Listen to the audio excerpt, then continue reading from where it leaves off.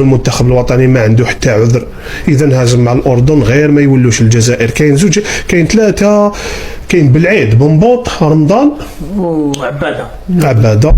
مرحبا بهم في الجزائر، يعاودوا يولوا الفرق تاعهم. اما البقيه وعليكم السلام ورحمه الله تعالى وبركاته.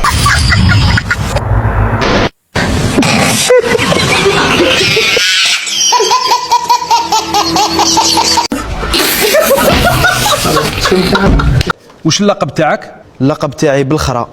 وباباك وجدك علاش ما بدلوهاش؟ المشكل انه اسمي معمر. معمر اي بالخرا.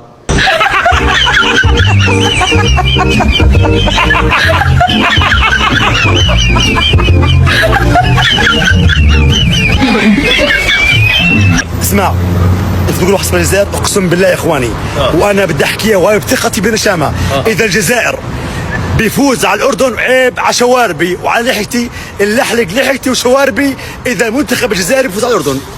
الكلمه اذا طلعت زي الطلقه يا سطام. وانا اقسم بالله واقسم بالله ثقه عمياء، تحليق مباشر وحياه الله اللي احلق شواربي واحلق لحيتي اذا الجزائر بيفوز على النشامه، لانه النشامه داخلين انتحاري. ان شاء الله النشامه فايزين وما بتحلق وباذن الله ان شاء الله يا رب.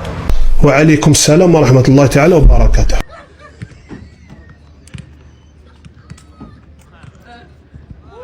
اخي الاردني، انا نتحداك انت والشعب الاردني خاوتنا كاع، الا ما ربحناكمش فوق 2-0 يعني 2-0 3-0 4-0، الا ربحناكم غير 1-0 نحي كاع شعري في الراس قدام الناس، اللحيه الشعر كاع بالطوندوز قدام الناس. هذا التحدي ليك، الا ربحناكم قل من 2-0 نحي شعري كاع زيرو. هكذا حبيبي، بيس.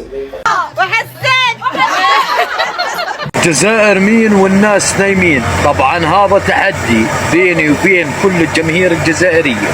إذا الجزائر فازت على الأردن راح أجيب الماكينة وأقص شعري على الصفر، على الصفر لأحلق شعري.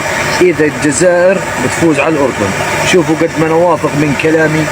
الجزائر مين يا رجل؟ احنا الجزائر عندنا النيف يا خويا. النيف كاين ولكن ما عندكش الرجولة. حفرة. الجزائريين اللي كيسحب لهم الاردن راه سهله وغتربحوها. ما عمركم غادي تربحوها الاردن، ما تقدروش تربحوا الاردن، جامي تربحوا الاردن، وجامي تربحوا مدرب مغربي. بالسيف نكون مع السلامي، والسلامي غادي يكون هذاك النهار يوم انتقام، يوم انتقام ما غيخليكمش تربحوا، ما نتذكروش عليها كاع، غتكون ملحمه تاريخيه. وانا كنتحداكم هذا المنبر ما غاديش تربحوا. الا ربحتوا بصحتكم كاس العالم، وهذا التيك توك هذا غنحيد دمو في خطره، ما نخليش عندي التيك توك كاع، مابقاش نهضروا حنا بزاف. صافي بارطاجيو معكم هذا الفيديو هذا باش يوصل للشعب الجزائري.